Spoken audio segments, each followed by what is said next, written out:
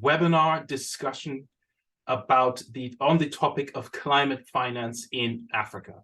My name is Lanre Akinola. I'm the head of content at NABA, and I will be moderating today's conversation. Before I introduce my fellow speakers, allow me to just say a few quick things about the topic at hand.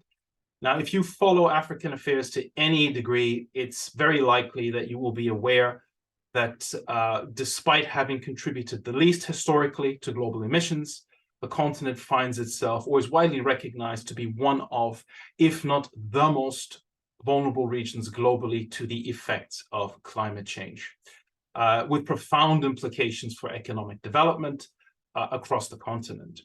So there's an urgent need to drive climate adaptation, climate mitigation, to support resilience, economic resilience and climate resilience across Africa, and financing and investment is integral to this challenge.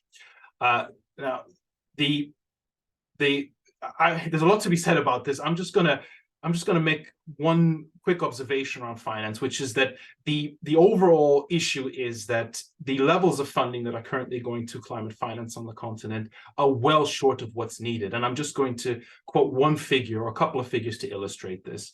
So according to the Climate Policy Initiative, this is a US-based initiative in San Francisco, I believe, climate finance flows to the continent stand at around $30 billion a year at the moment. That's just 11% of what is needed. It's estimated that from 2020 to 2030, the continent needs $2.8 trillion to meet its nationally determined contributions in line with the Paris Agreement.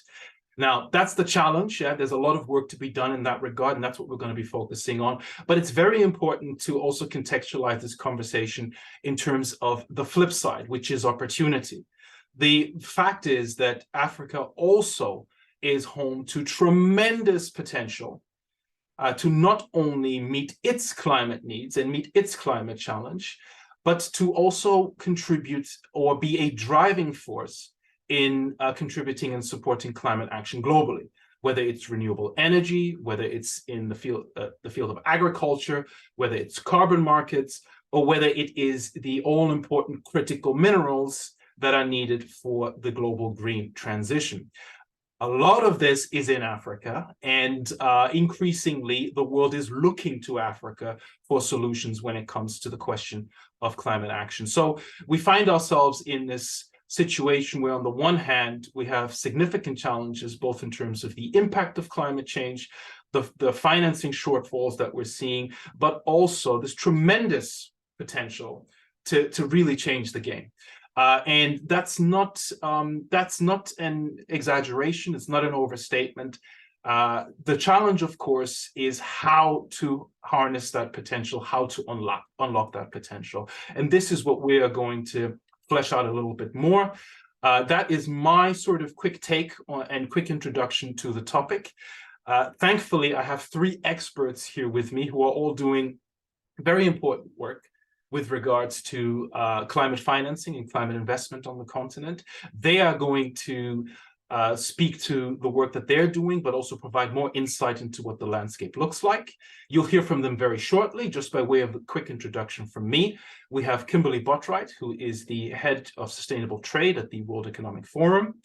We have Saliem Fakir, who is the executive director of the African Climate Foundation. And we have Nangula Shejavali, who's a manager in policy reform and business climate at the Namibia Investment Promotion and Development Board. Thank you so much for joining us. I'm going to hand over to you in just a moment. Very quickly, the format of the discussion is that each of our speakers is going to present for about 10 minutes. They're going to talk in more depth about the work that they're doing and provide their perspectives on some of the key issues that we need to understand and some of the important dynamics that are shaping the climate finance and investment landscape in Africa. We're then going to have a broader discussion around some of the key issues that arise from those contributions. And as always, for those who are listening in, please post your comments and questions in the chat box or the Q&A box, and we will be sure to bring those into the discussion as well. Okay, that's it from me. My 5 minutes are up. That's the introduction. Without further ado, I'm going to hand over to Kimberley Botwright at the World Economic Forum, who's going to talk a bit more about the work that WEF is doing to facilitate climate FDI on the continent. Kimberley, over to you. Thank you so much, Lanre. I'm going to share my screen and share some slides. So it's an absolute pleasure to be here and really grateful to NABA for hosting this panel. I think you set the scene really well.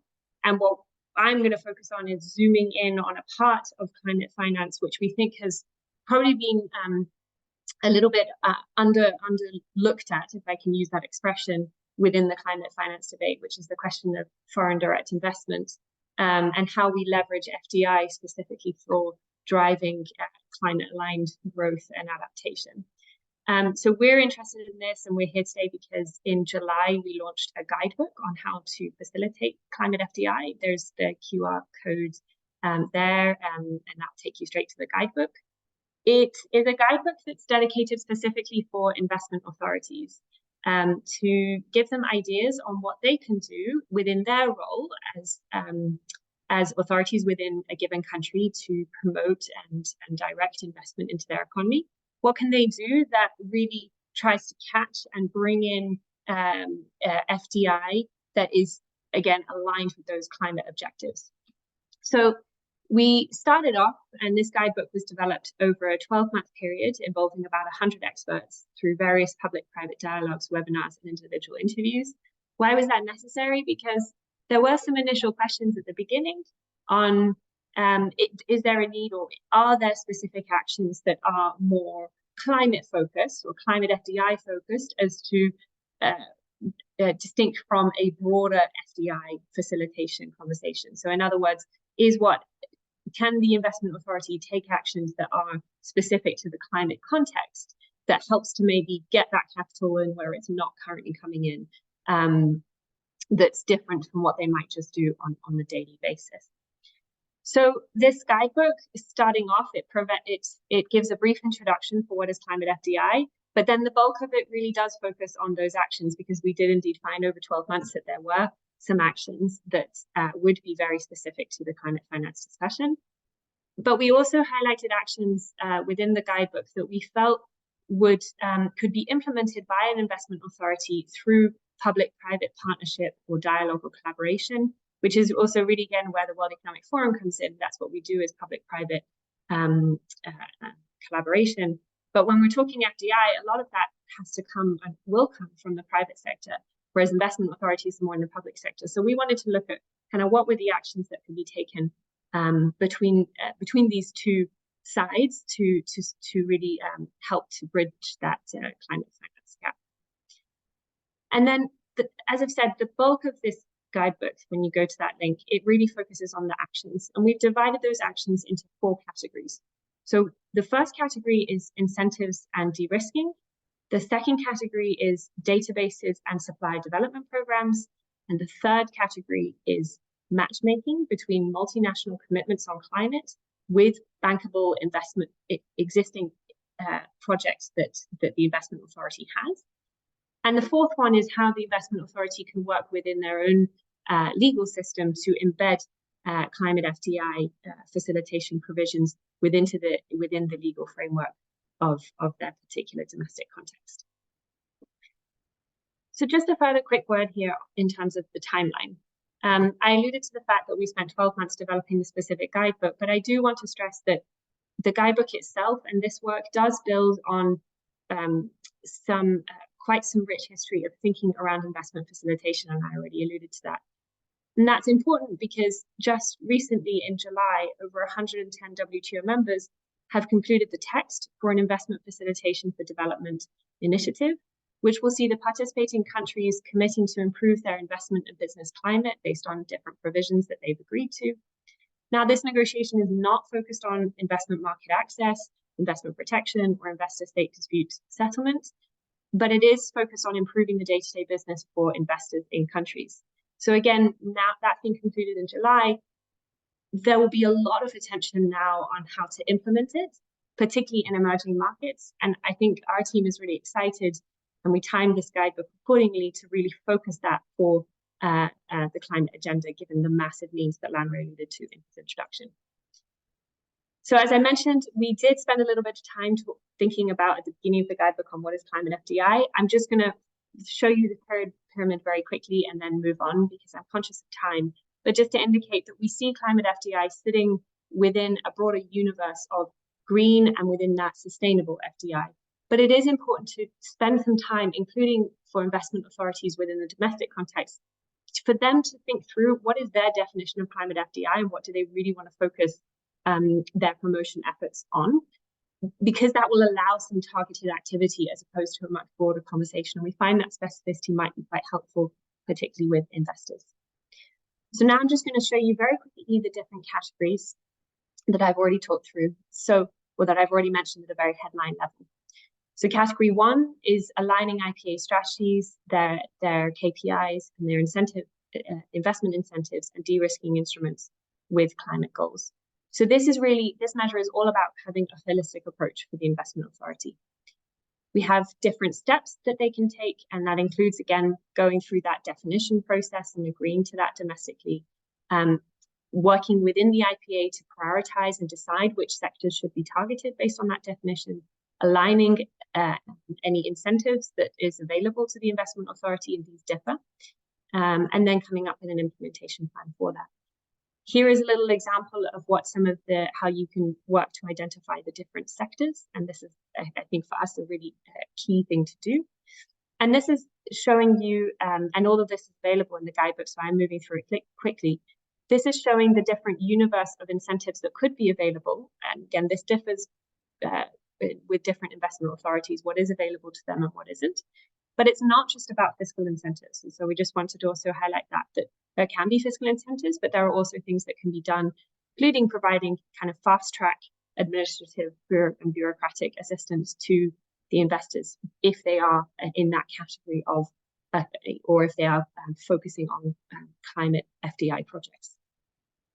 Now, for each of the measures, and again, showing you this quickly, we identified for the investment authorities certain risks that they might need to consider of when they're approaching or undertaking this action. And then we also suggested some mitigation actions. Measure category 2 is creating databases of suppliers with sustainability dimension, and this is domestic databases, as well as launching a supplier development program. Nangula, who's on the call, will discuss a pilot project that we're working on with Namibia to implement this very provision. But it's quite exciting, and it builds on the idea that we started on a broader, again, that broader definition of sustainable FDI. So we rolled out a supplier database with sustainability dimensions in Cambodia, very much focused on the kind of driving broader sustainable investment. And here we want to see how that can be done for climate FDI projects. And again, we've outlined some different steps.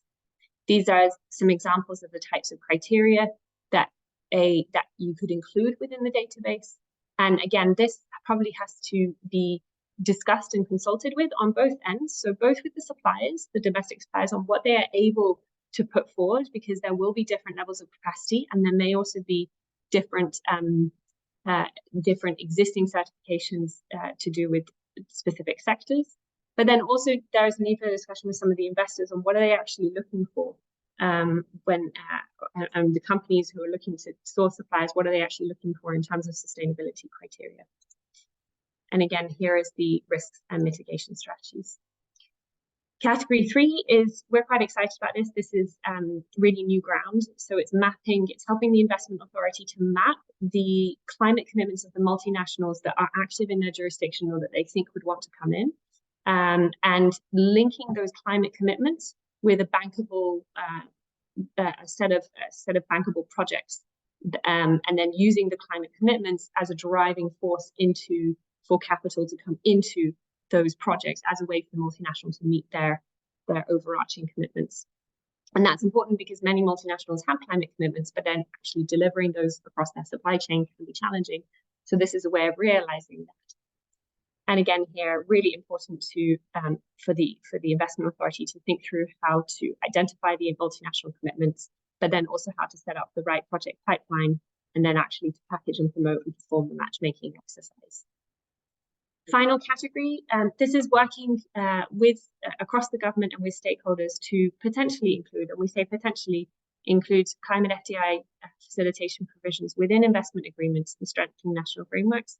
We said potentially, and we spent quite a lot of time discussing this, because it will really depend for the different investment authorities and the national jurisdiction that they're in, what their relationship currently is with international investment agreements, whether there is a reform process undergoing for certain IAs, and what the debate is around that. So encouraging investment authorities to weigh in with facilitation provisions as appropriate. And I'm just moving to this because one of the reasons why we said potentially is that we did note that one risk of course, of IA reform is that it can make the overall investment climate seem less predictable. But of course, we also know that certain IAs do really need to be reformed, and they do need to be realigned with climate and green growth objectives. And so that's why we put the suggested mitigation as well, and noted that probably in the long term, this will yield a better, more stable environment for the green transition. So it's also a question of timing.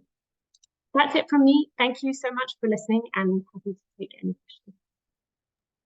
Thank you, Kimberley. A lot to pick up on there. I'm conscious of time, so we will elaborate on some of the points that you're making, but very important work. And you are, of course, working with Namibia as one of the focus countries on this, and we're going to be hearing from Nangula later to sort of get the other side of the equation here. I'm going to turn to Saliem, and Saliem, the African Climate Foundation, you have a very, very big picture perspective on climate finance in Africa. A lot to cover there. Give us your perspective, your take on what the landscape looks like, what some of the priorities are, and give us a bit of idea as well of where the ACF fits into this picture and how you're trying to push the agenda forward. So thank you, everybody, and it's a real pleasure to actually participate in the Norwegian Africa Business Association meeting. I think it's probably my first one. I wanted to just share some of the discussions and the debates that are happening on the continent. But first to say, the African Climate Foundation is a philanthropy. It's a pool fund that works in several countries across the continent. We're just about 3 years old. But the issue around public finance, private finance for large-scale infrastructure investment, whether it's renewables, green hydrogen, electric vehicles, all those sorts of things, are very much the dominant discussions that we are involved in many parts of the different parts of the continent. In fact, we are also just to illustrate the point that one of our early investments has been in South Africa on the Just Energy Transition Partnership. The idea was to use strategically philanthropic funding to attract large-scale climate finance, which is often difficult to unlock. And we are hoping that on the back of that Glasgow Just Energy Transition Partnership deal, which secured 8.5 billion for South Africa as part of a broader economic transformation investment, that the allocations of some of these funds would now have to mobilize a larger share of private finance. And that is a significant challenge going forward. But South Africa has done this before. I know that Norway, for instance, has a company called Skartech that is very active in the renewables program in South Africa. They just recently won a couple of bids, actually one of the first joint renewable solar and battery technology hybrid solutions that was part of the independent power producers bidding process. And that has been done very successfully over the last couple of years, although it was subject to a hiatus for the last 5 years. It's now coming back on track if you look at rounds 5 and 6 and 7 going forward of the bidding process. to attract more private finance into the renewable sector in South Africa. But I wanted to say a couple of points about FDI, and just to reflect on some of the debate. Foreign direct investment is a very broad term, and it's not a magic wand. We must see it as an element of a solution, as part of a broader suite of economic policy reforms and economic challenges that many countries are looking to address. At this point in time, growth rates in Africa are still pretty good compared to the rest of the world. It's in the 3 to 4%, 5% mark, and that points to the fact that we have a dearth of investments, and there's a huge potential to increase investment. Not all the private finance will necessarily be foreign in nature. Most of it has to come from domestic sources. So we have to look at the broader economic strategy and reforms that are required, what kinds of infrastructure we are looking to open the spaces for. How do we capture the benefits of new clean technology, whether it's green hydrogen, renewables, storage, and to recognize that with FDI, it's not about the money only. I think that there's a big focus on the grand, private finance inflows, but it's more about the kind of partnership that can bring the right expertise, the right know-how, being able to set up operational capability with joint partnerships with local players. Because FDI, if it's the wrong kind of FDI, particularly if it's just about market seeking, is not something that would be ideal for the long-term trajectory of development at the continent. And I'm sure Nangula is going to talk about some of the debates on green hydrogen that are just happening in Namibia at present. And by the way, Nangula, we also support the implementation authority that is involved in the development of the hydrogen work. So I think we must be able to understand that we are not only looking for market-seeking foreign direct investment, but we are looking for development-oriented FDI that addresses the long-term development needs, not just the short-term development. Market-seeking can be short-term.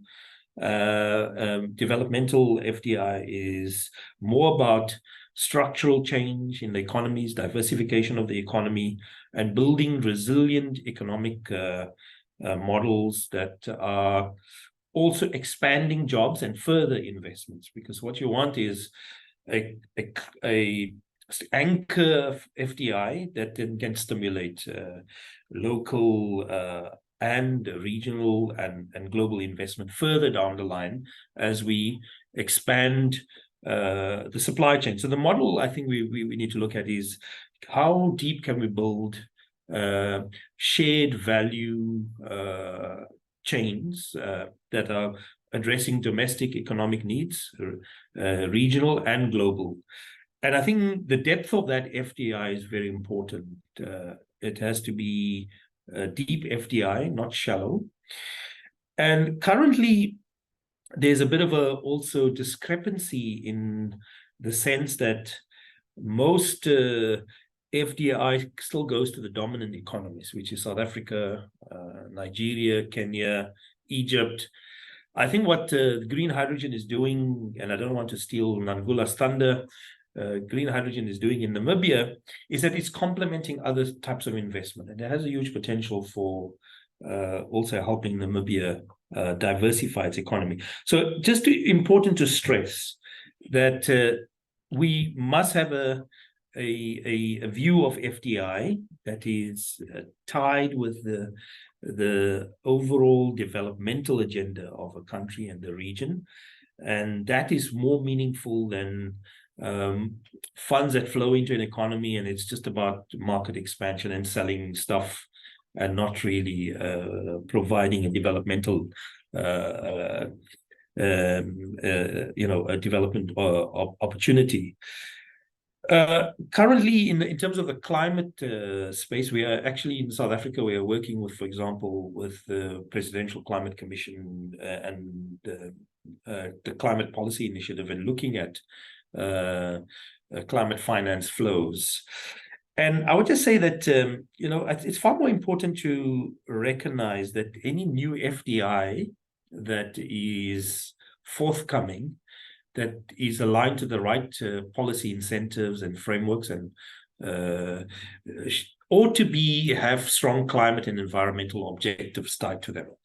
We don't need a special kind of climate finance. It has to be, for example, if you look at the Renewables Independent Power Producers Program, the objectives are clear. We want to scale utility scale renewables. You design a good procurement policy that is backed by the right government guarantees and fiscal policies, and you run the process. And nobody talk there about climate finance and so on. They just try to get to the lowest cost capital, which is far more important, especially with FDI as well. And a bigger focus was on trying to link the scaling of renewables with localization and development of capability, manufacturing capabilities. At least for wind, it was blades and towers and so on. And if we had sustained the policy, and if we ought to have done that for the next 20, 30 years, there would have been a lot more other aspects to component manufacturing and development of industrial capability that would have gone on had it not been stopped because for political reasons. Just importantly, just picking up on what Kimberley has done in terms of the guidelines, I think I would argue that most countries that can have a good tax base, a strong fiscal discipline and performance and resilience, are able to attract FDI, but it's not enough. You've got to have the right sort of investment portfolio and take advantage of foreign expertise to be able to co-invest with hopefully lower debt, a lower political risk. And if you have fiscal resilience, you can allocate more resources to guaranteeing those foreign direct investments by reducing the political risk and other types of risk that is usually associated with doing projects and investments on the continent. I would say just lastly that the gap in private finance on the continent, particularly in terms of FDI that has very strong climate objectives and green objectives, is still very low. It's if you consider that the GDP of Africa at this present point in time is around 3.1 trillion or 3.5 trillion. The private finance gap is around 200 billion, or 6% of that. So there's a lot more to do. I think the opportunities are huge. Also would say that even in the arena of climate and adaptation, there are huge opportunities, because we have also important export sectors in the agricultural sector, and we ought to be able to turn the narrative away from just pure sort of the logic of adaptation usually that has been forthcoming on the continent is more very focused on sort of disaster management, disaster risk provisions, and humanitarian type of assistance. What we have to do is see adaptation and resilience as a way of improving the investment profile of key economic sectors that are crucial to growth, the GDP, and the ability of the government to generate revenues and foreign exchange from exports of this.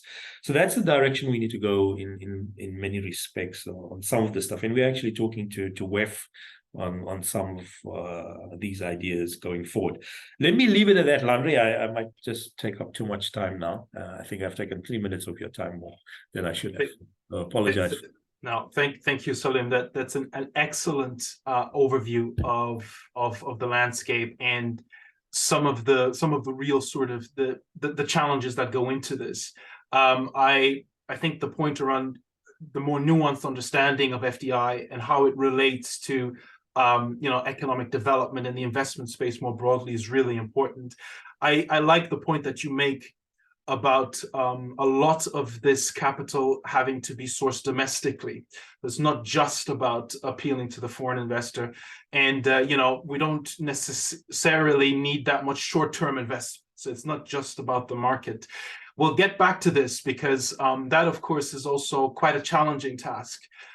Finding patient capital, finding investment that understands the nuances that go into this. It's all part of the challenge, and it'll be great to get some perspectives on that. But for now, let's turn to Nangula and Namibia, a country that you may be tempted to overlook, but I would say you do so at your peril, because if you're not paying attention to Namibia, you're missing what could be one of the big transformation stories on the continent, especially when it comes to renewable energy. Saliem has already hinted at green hydrogen. I have a little bit of an understanding of what's happening in Namibia, and my impression is that it's kind of a big deal. But over to you, Nangula, to fill us in and give us your perspective on the issue of climate finance and climate FDI. Great. Thank you so much, Lanre, and thank you for the opportunity to be part of this great panel. I think the work and the words that Kimberley and Saliem have presented so far set me up very well for what I want to talk about. And essentially that is just looking at some of the work that we've been doing with WEF with regards to the Sustainable Supplier Database, but also looking at the broader picture in terms of what Saliem was speaking to with regards to FDI not necessarily being just market seeking, but really focusing a little bit more on the developmental prerogative that's needed across the continent.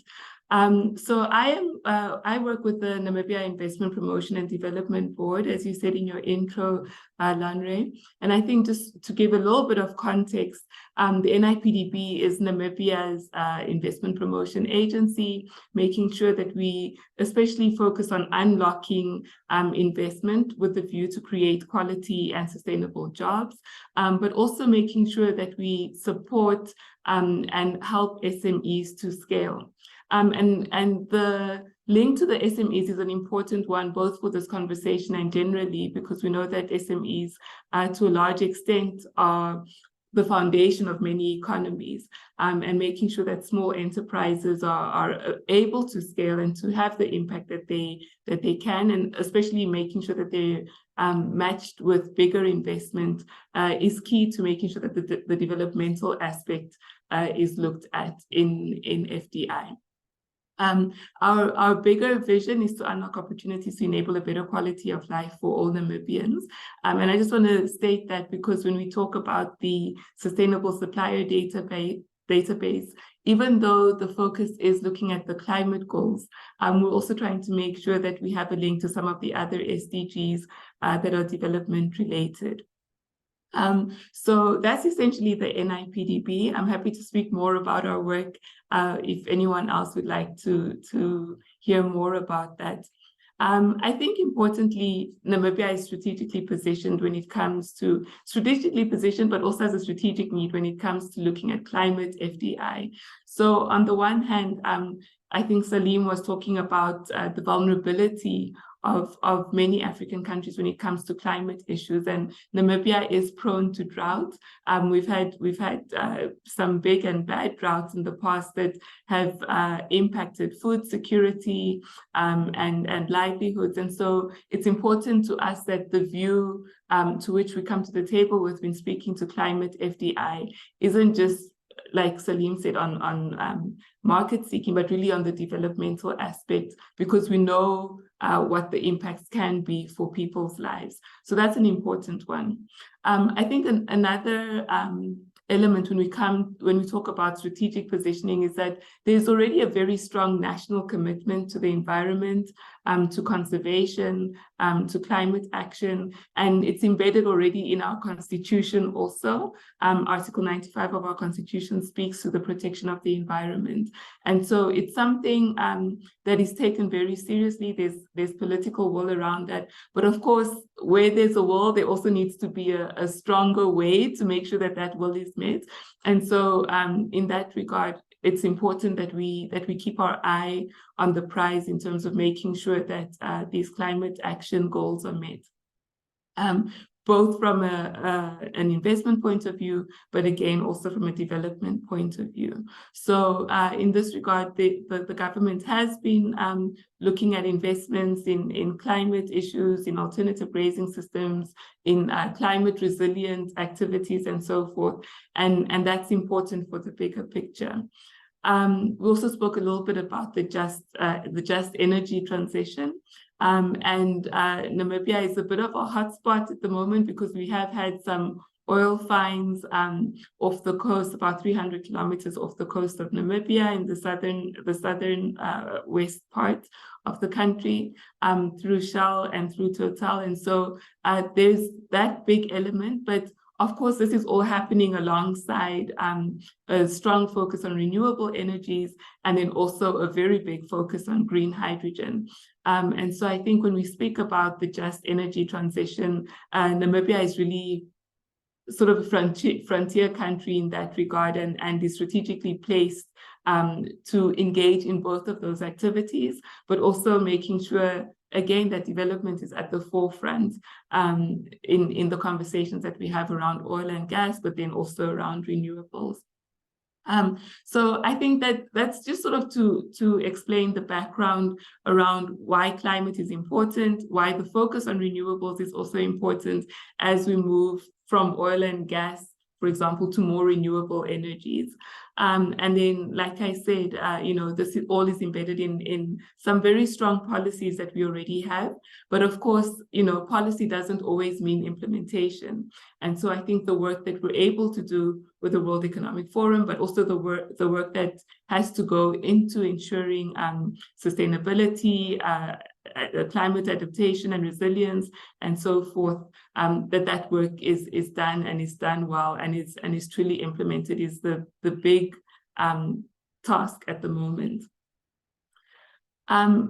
I just wanted to quickly highlight some of the priority sectors that the NIPDB looks at the moment. Of course, renewable energy is a big one, and for the investments that are in our pipeline, the potential pipeline at the moment, 39% of those are focused on renewables. And then agriculture and food processing is also a big one. So there, about 24% of those in our investment pipeline are in that sector. About 19% in oil and gas, 8% in metals, mining and adjacent industries, and then other percentages in a number of other diverse sectors.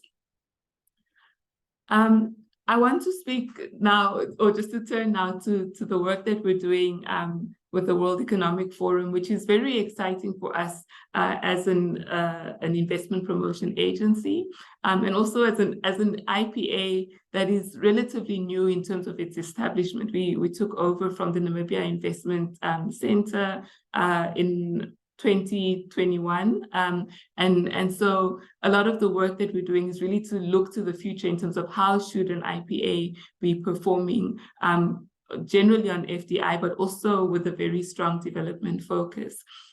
So our objective with in terms of the database, it speaks to measure 2 in the guidebook that Kimberley spoke to, and really around creating a database of suppliers with sustainability dimensions, and launching a supplier development program to help domestic firms become more sustainable.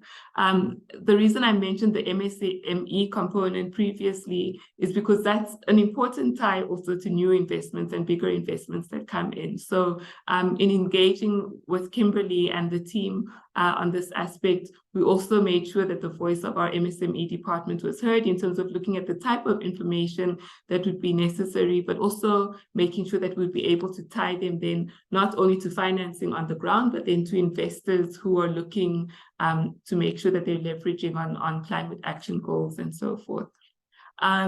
So in that regard, the objective is clear, to have that platform that supports these linkages, and then also to leverage our current database to make sure that it includes this sustainability dimension in a way that serves the initial objective that I highlighted, but that also speaks more broadly to some of the SDGs generally, and specifically to the climate action SDG that we're looking at.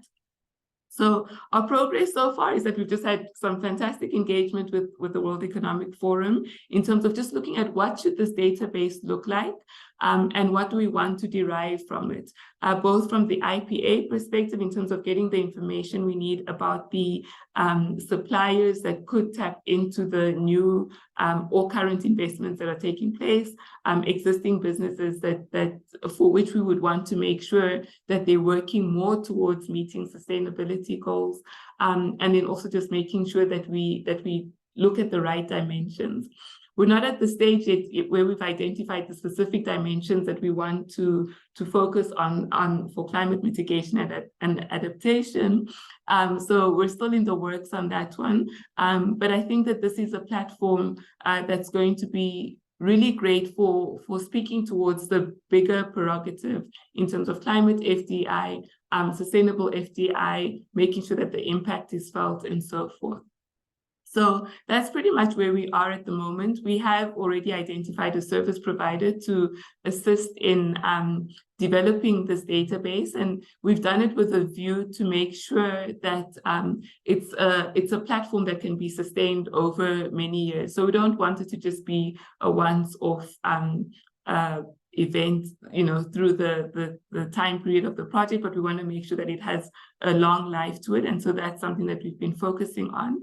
And a key element of our discussions has also been around making sure that we're supporting suppliers to take on the activities that they need to, the sustainability activities that they need to, in order to be part of this database. So the supplier development aspect is really key for us in developing this database. And then Kimberley also spoke to some of the other measures, and I'll just touch on them briefly because they also touch on some of the work that we're doing with the supplier database. But in our work as the NIPDB, there are the three measures, aside from measure 2, which we spoke about in the previous slide. But there are some of the activities that we are doing as an IPA that speak to these other measures, and where I think the guidebook provides some very strong context in terms of how we can improve in speaking to those measures. So, from the NIPDB perspective, one of our mandates is also around policy reform to ensure that we're creating the climate and the space for FDI and for good and sustainable FDI to come in that has that developmental aspect. And in that regard, we've also proposed, and it's currently being discussed at the cabinet level, an investment incentive framework, which includes aspects such as job creation. It includes ESG frameworks. We haven't defined those completely yet, but I think the guidebook provides some good insights into how that could be defined. But those are things that we're looking at from the policy perspective. Our investment team is currently working on an opportunity catalog, and I'm informed that one of the elements that they're specifically looking at is impact investing opportunities or sustainable investment opportunities. So that is something that is in the works at the moment. And then also we're looking at enhancing our engagement. And in fact, we already have a very strong engagement with our environmental investment fund, which is something that has been set up in law and has a focus specifically on looking at issues related to climate, conservation, environmental resilience, and so forth. So yeah, so I think I should stop there. Otherwise, I'll hold you for too long. But I think, you know, just generally, this speaks to what the broader objective is in terms of the development component, especially in a country where our carbon footprint is so low. It may increase with the activities that are happening, but at the same time, we've got some exciting opportunities in the green hydrogen space and in the renewable space. And so I think with the conversation that opens up and from the context that's been set by the three of you, I think we've got some good fruit for discussion. Thank you so much, Lanre. Nangula, thank you so much. Very, very intriguing to hear how Namibia is approaching the challenge of climate FDI. Encouraging to hear that things are moving in the right direction. Look, there's a lot here to cover. We have 15 minutes, which is not a lot of time to break down the various issues we've touched on. But there are a few things that I do want to elaborate on a little bit more. The first is the point that Saliem made earlier around mobilizing domestically. And it seems to me that one of the important dynamics that we're seeing here, and Nangula, you kind of alluded to it just now as well, in terms of the policy decisions and steps that need to be taken in order to meaningfully scale up and catalyze more climate FDI. Now, it seems to me that there is momentum building in terms of, one, the awareness across the continent, but also the prioritization, not just from a policy standpoint, when it comes to the importance of aligning investment flows to climate goals and climate targets. But there are also initiatives that are springing up, the African Climate Foundation being, I think, a good example of that. As Saliem said earlier, it's around 3 years old. At last year's COP, we saw the launching of the African Carbon Markets Initiative, which is bringing together a number of countries and stakeholders from the public and private sectors. In a couple of weeks in Nairobi, we're seeing the first African Climate Summit being hosted. So my sense is, and I don't want to get carried away with this. I don't want to be too overly optimistic about this, but it seems to me that the momentum is building. And to put it in a slightly blunt way, that Africa's kind of getting its act together in terms of understanding the climate challenge, but also proactively, acting on the climate challenge. I'd like to throw that at all of you, really. And I don't know, maybe Saliem, you can get us started on that. Am I being naive here? Am I being overly optimistic? What are you seeing? No, I think there's definitely a shift in, I would say, how we think about climate change. The developmental aspects is being intertwined. And I think there are a number of reasons for that. The one is that the global push for decarbonization is attracting interest on the endowments the continent has. And that also has sort of put some really interesting opportunities on the table for many African governments, where I would say, let's say that a lot of the climate debates were sort of a little cottage industry, holed up in international fora. It never got into the trade discussion and economic discussion. And lots of people sort of were very focused on moving words on pieces of paper, but not moving things in real life, if I may put it that way. And I think that sentiment is now beginning to shift. So while there's awareness, while there's a more integrated approach to climate, we still have to do a lot more harder work on attracting and moving real economy investments, I think. And it takes a while. It took 10 years for South Africa to get its renewables program off the ground. Namibia is doing it faster on green hydrogen than South Africa did. And I think it's far more advanced. I mean, its first deal with IFN and so on is already attracted 10 billion. And South Africa has a lot of projects. But you can do a lot more in a very small populated country like Namibia.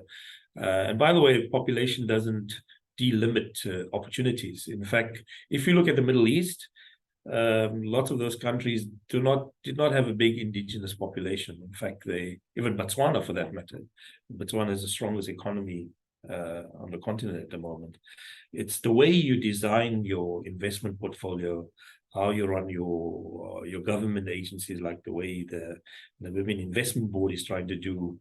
If you drive investment, you attract talent, and you can get it. And who doesn't want to live in Namibia, for instance? It's a lovely country. I'd go there anytime. I think just to answer you, there is momentum being developed, and I think the Africa Climate Summit has to focus on how to turn that around. I hope we're not just going to gravitate on carbon credits, because we can do a lot more than just have a big discussion about carbon credits. They're not going to provide the ultimate solution. They're not going to be able to provide the quantum of funds needed to make investments work. There's a big role. I still think that public-led processes and public finance, savings and domestic savings in particular, have a massive role to play in getting the aggregation of investments that can turn the world around, if you want to put it that way. Thanks. Thank you. Kimberley or Nangula, would you like to jump in on this? I'm happy to come in briefly, and then I defer to Nangula as she's based in the region. But we've been following, at least on the trade side, and I have shout out to colleagues who do a lot of work on investment, and this has been a partnership with them for this guidebook. But my role on trade is brought a lens that actually, when you can trade, you get investors, and that was also what Saliem was saying. And so I just want to flag that indeed, with the development of the African continental free trade area and that moving forward, it's just showing how fast that transformation that Saliem spoke about is happening. And I think if that can be leveraged to create a more integrated, larger regional market, and that regional market has green value chains and green opportunities, that will also attract investment, not just for export in terms of Africa's assets to elsewhere, but for green growth within the region. Thanks. Over to Nangula. I think Saliem and Kimberley have covered it all. I mean, I think the key thing really is that, we're very good at policy making and saying or writing the right thing. I think it's really just the action that needs to follow. And I think if that requisite action can take place, then we've got something good, both for the continent, but also in terms of what we can offer the world as a continent. So I really think it's about bringing the policies and the ideas alive, and making sure that when we're speaking to these aspects, it's actually things that we're embodying in our actions, whether as IPAs like the NIPDB. And Saliem, thank you for the shout out for Namibia. I think you're doing more than I even to promote Namibia. But also, yeah, so whether it's from the IPA perspective or from any developmental organization perspective, I think it's just so important that we walk the talk. I couldn't agree more, and that's all I'm going to say on that, because there's no need to compliment that comment. It really does boil down to that. It's all about implementation. Now, we have 7 minutes left. I can't believe how quickly the time has flown by. There's so many things that we haven't been able to drill down into, such as some of the other sectors. We've touched on renewable energy, but agriculture is, of course, hugely important in this regard, and we could spend hours just on that. We've touched on critical minerals. That in itself is a massive topic, and one that is highly relevant, becoming more relevant by the day, really, when you look at what's happening globally. Very quickly, what are the most important sectors that we should be thinking about? Is it possible to break this down by sector? Because in a way you can argue, look, this is so cross-cutting. It's the entire economy really that you're talking about. But it seems to me that there are clearly certain sectors that provide more bang for buck, to put it in kind of simple terms, than others. Very quickly, what's your take on this? What should be the focus areas? Who would like to start? I'm happy Kimberley? to kick it off. Go for it. I think the question on sectors will depend on economy. Clearly, there are certain highly talked about, highly attractive sectors like the ones that you've just mentioned. But there will be certain economies where they're not players in the mineral space for the extraction, but maybe they can be players in certain parts of the value chain and processing. And so that comes back to what I was saying earlier, thinking of this as a regional or even sub-regional effort. And I think countries and investment authorities within that need to see and assess where are they going to be players in the net zero future, both regionally and globally. And that will very much depend.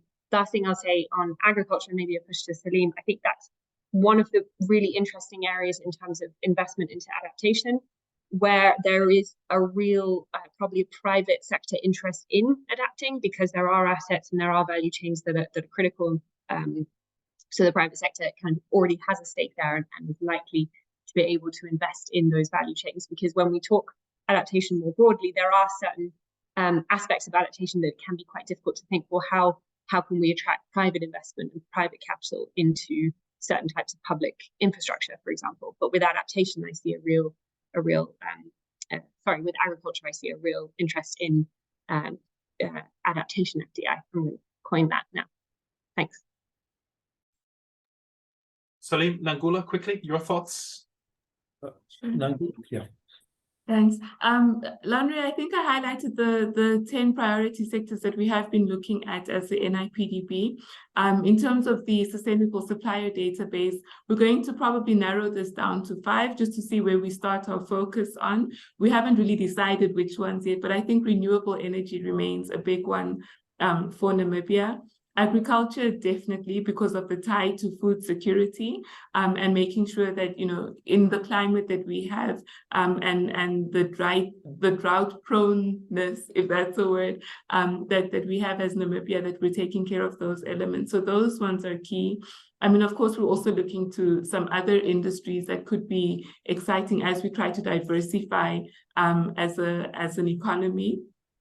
So also looking at, you know, fintech and global business services and so forth. The tie to climate change there, you know, I would have to look to Kimberley for advice on that tie. But I think renewable energy and agriculture are really just so big for us at the moment.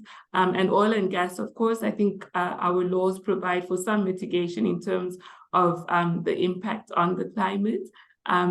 But yeah, I would say those two, renewables and agri. Saliem, very quickly, because I have one final question for everyone. Sure. I think I'll just be very quick. I think that if you want to really deepen and strengthen the sectors like mining, beneficiation that's associated with mining, expand agribusiness, improve the sustainability of income for smaller farmers, you have to solve the energy access issue. And that's not only relevant for rural areas, but also the growing urbanization on the continent.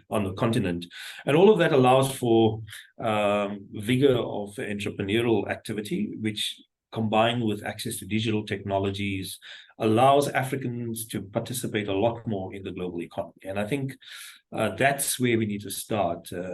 But it's a very, you've got to have some key economic sectors that can be anchor sectors that can drive the demand for energy. Thanks.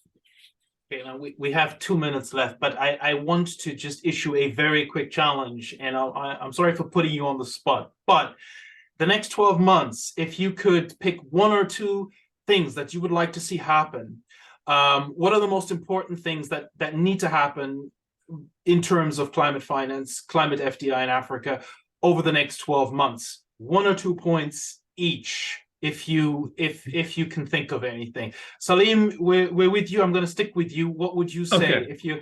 What's your elevator pitch on this? Sure. I think for me, we need to really look at what the instruments we have. We have nationally determined contributions, NDCs. They provide a very useful platform. They put out a portfolio of areas where we need a lot of climate finance, and we must turn them into tools for investment and link it to economic transformation. So for me, increased expansion of electrification through cleaner technology and strengthening the adaptation side of agriculture and agribusiness. Thanks. Thank you. Kimberley, Nangula? Kimberley. Thanks. I'll put Nangula on the spot, but I would like to see investment authorities across the region work together and even form a coalition for sharing best practices and actually being able to advance some of these ideas that we're talking about, thinking from the regional perspective. Nangula, I don't know if that would be possible, but I'm putting that call to you. I think that is something that is possible and that is sort of ongoing in terms of IPAs across the continent coming together a little bit more. But I think making sure that the topics around climate FDI or sustainability are part of that conversation is going to be key. And then I think in addition to what my colleagues have said, I think really just doing the work of walking the talk when it comes to policy and when it comes to making sure that the investments that are being brought in from an IPA perspective are really tied to the developmental objectives, both in terms of the general sustainable development goals, but also in terms of looking to the well-being of the local people in those countries. Thank you. And just like that, we are out of time. I have to wrap up, but, and this is really important, the conversation doesn't stop here, literally and figuratively. First of all, we are going to upload and share the recording of this webinar widely with our network, with our member base. This is such an important topic. But there is also, it also resonates, and I would say from a Norwegian standpoint, there is huge potential to strengthen partnership in terms of sustainable investing, climate-aligned investing, climate FDI, and we certainly are going to do our bit to push that. We are also going to be picking up this conversation in 2 weeks. We have our annual Nordic African Business Summit. Kimberley, you will be joining us. We will be looking at climate smart investing in particular. We're going to focus heavily on the critical minerals debate, which I think is one of the most important ones that's out there right now. The bottom line here is, and I don't think this is an exaggeration, Africa has, I think, an unprecedented opportunity to redefine its growth model. That is not being flippant. The opportunity is there. It's tangible. It can be grasped. But I think, you know, what's essential, what's so important, and here I have to quote you, Nangula, is we have to walk the talk. That really is what this boils down to, you know? Yes, we can point to the past, we can point to all sorts of statistics that paint a discouraging picture about where the continent is, but that does not define where we go from here. And hopefully we will see more of the walking, less of the talking, and we, as I'm sure everyone on this call will, you know, we will do our bit to try and facilitate that and contribute to that. On that note, all that's left for me to do is to thank you all for giving up your valuable time this morning to have this discussion. We look forward to picking up the various strands in this debate. We're going to be doing a lot more on this. There's a lot of big occasions coming up, not least of them being COP28. But that's it from us for this morning. Saliem, Kimberley, Nangula, thank you so much, and all the best for the rest of the day. Thank you so much. Take care. Bye-bye. Thank you.